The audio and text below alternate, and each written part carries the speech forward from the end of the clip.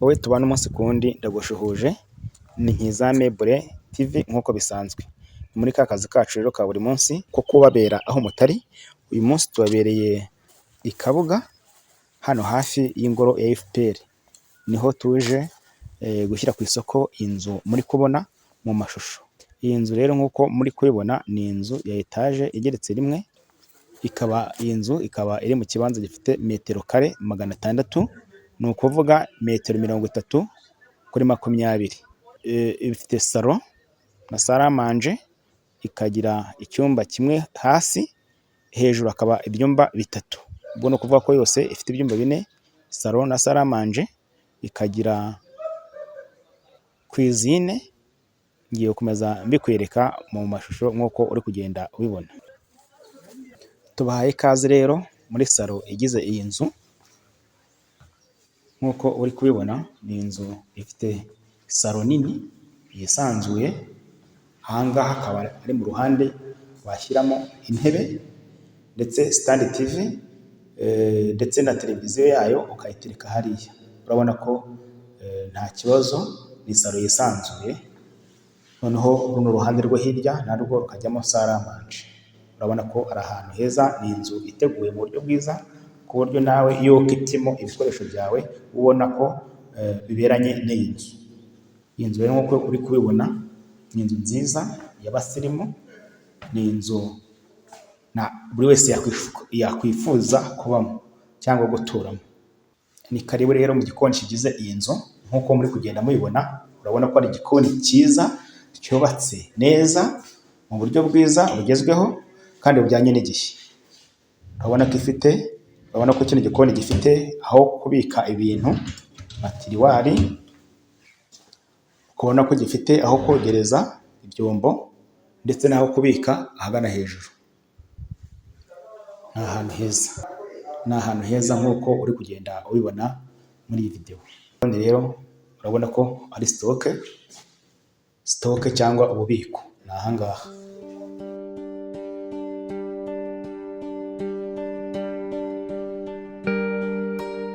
Ukiva muri Sallo ndetse no mu gikoni ibumoso, urabona ko hari icyumba cyo hasi.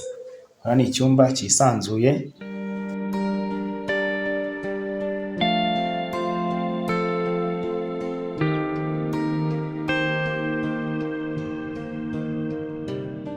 Iyi ni Duche na Toilette byo hasi, bishobora gukoreshwa n'umuntu uba mu cyumba cy'iyi nzu cyagana hasi. Kuko wibuke ko nabakubwiye ko iyi nzu irageretse nk'uko mwakomeje kugenda mubibona muri video. Ubona ubwiherero bwayo rero, ndetse ikagira naho wakarabira ukimara kuva mu bwiherero. Kandi ubona ko ni ahantu heza. Iyi nzu ifite buri kimwe cyose igishoboka. Noneho quartier irimo yo nta gasanzwe, ni quartier isobanutse y'abasirimu, niyo utafunga kuko hari umutekano uhagije.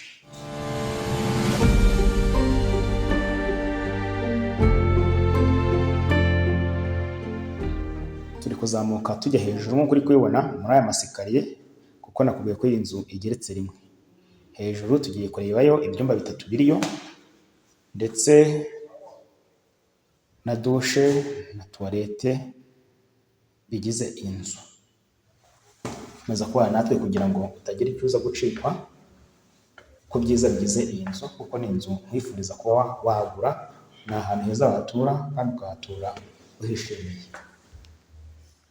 Nk'uko uri kubibona, iyi nzu ifite ubwiza najya yirama no kuri kugenda ubibona. Hejuru rero iyi niyo chambre principale, ni ukuvuga icyumba kinini kigize iyi nzu kiri hejuru. Nk'uko wakomeje kubikurikirana tuzamuka, ubona ko ni icyumba kinini cyisanzuye. Ni icyumba gifite garde-robe nini nk'uko uri kubibona. Izi garde-robe cyangwa placard zikaba zubakiye muri iyi nzu. Kandi nkwibutse ko ibikoresho bigize iyi nzu byose byavuye hanze. Ni ukuvuga amagarde-robe yavuye hanze ku mugani w'Uburayi, yubatswe n'ibikoresho byiza bikomeye, amatafari ahiye nk'uko uri kugenda ubibona.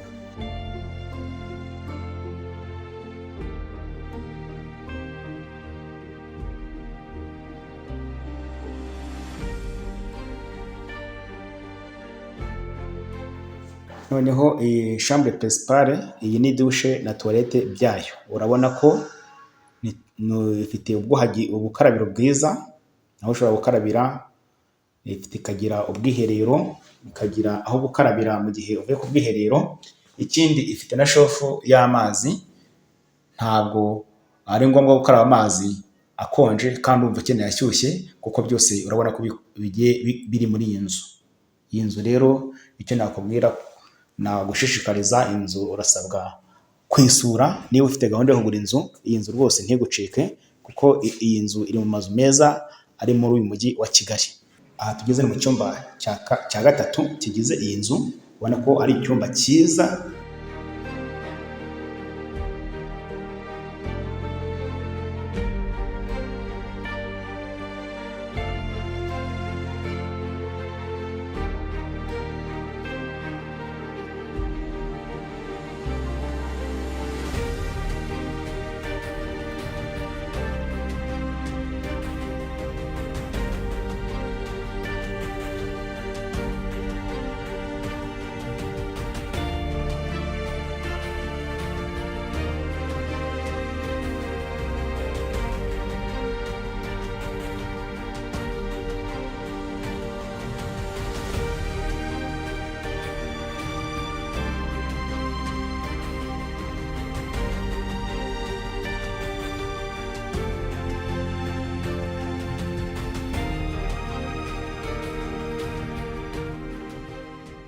Wowe wakomeje kuba natwe, aha tugeze mu cyumba cya gatatu kigize iyi nzu, ubona ko ari icyumba cyiza cyiza cyiza. Nk'uko nakomeje kugenda mbikubwira, urabona buri cyumba kigiye gifite utubati two kubika imyenda kandi twiza, kandi twavuye hanze.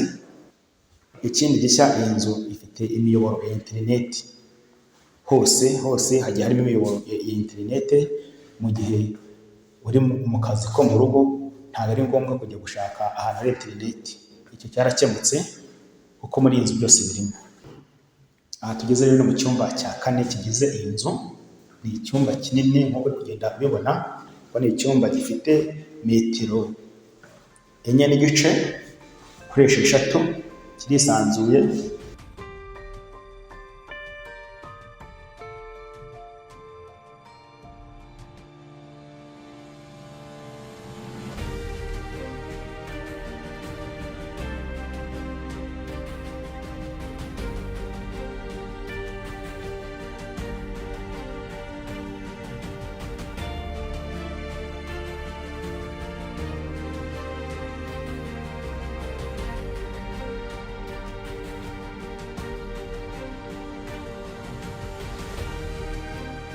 Ikindi gifite viyo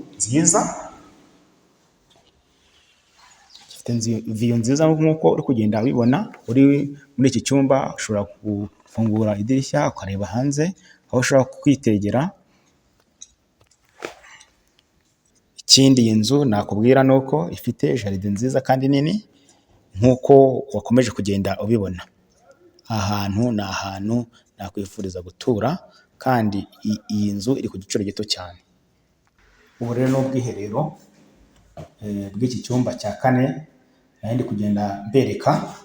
Urabona ko ni icyumba gifite dushe imeze neza nk'uko uri kubibona, kikagira ubwiherero bwiza, kikagira aho ushobora gukarabira uvuye mu bwiherero.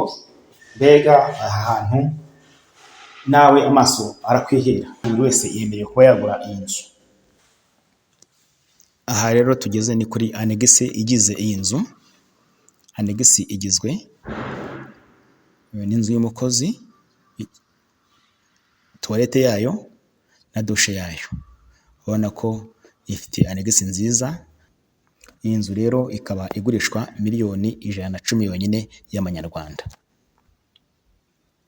Ubwo rero ku bindi bisobanuro uraduhamagara kuri 0788508415.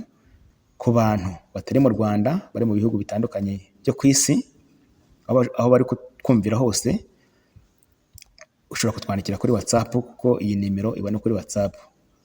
Ikindi si amazu yonyine tugira muri Nkizamebure, kuko tugira ibibanza byiza tugurisha kandi biba biri ahantu heza, tukagira amazu atandukanye mu mujyi wa Kigali ndetse no mu nkengero zaho. Noneho ku bantu bafite umushinga w'ubuhinzi n'ubworozi, tuba tubafitiye amasambu ahantu hose hatandukanye mu gihugu, ndetse n'abantu baba bakeneye gushinga amahoteli, tuba tubafitiye ibibanza biri ahantu heza kandi bikora ku mazi. Ubwo rero buri wese ahawe ikaze. Ikindi kandi mushobora kudusura ku rubuga rwacu rw'ubucuruzi ari rwo wa#nkiza.rw. Ngaho mukomeze kugira ibihe byiza.